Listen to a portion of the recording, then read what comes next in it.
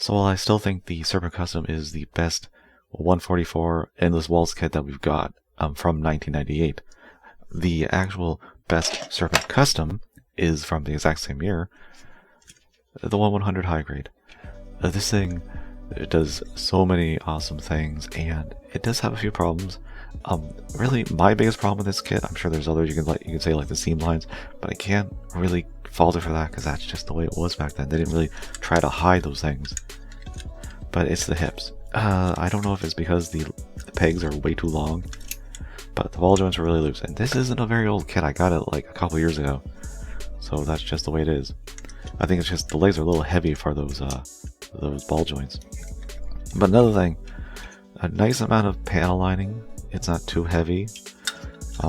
I'll show later, like who knows when, I'll show the other kits from the 90s and how crazy they went with the panel lining.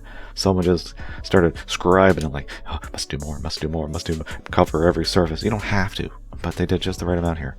And stickerage is pretty bare bones. I love the Mono Eye because it's just a like a puffy jewel sticker for the lens. Very simple but very effective. Little two round things on the chin or beside the chin. I didn't even realize, I forgot that these were the stickers here on the arms, these little beige parts. They're stickers. And even stickers like these are not necessary at all. I wouldn't even have thought about them being there, but they added them. Didn't have to. Surprisingly enough, only 4 parts are red, and they're plastic. So yeah, good job Bandai.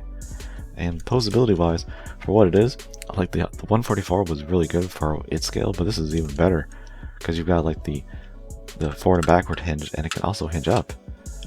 You rarely saw that back in the 90s, like really.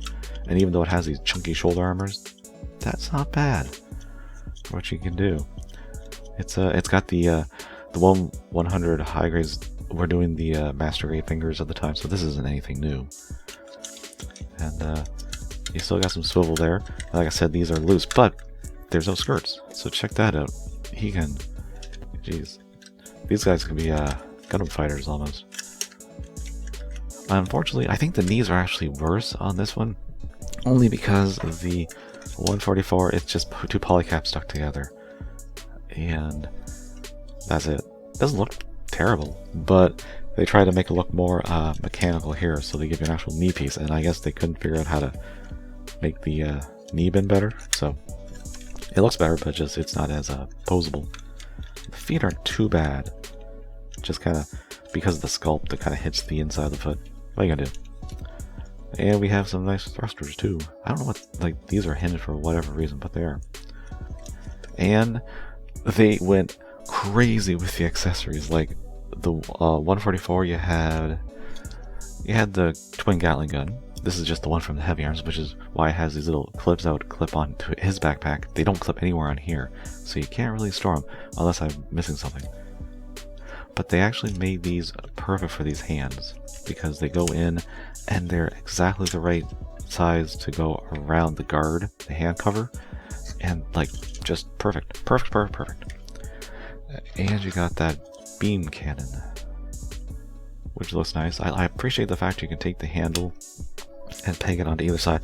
Now that's actually because it's for storage, but it's cool that you can have it on either side.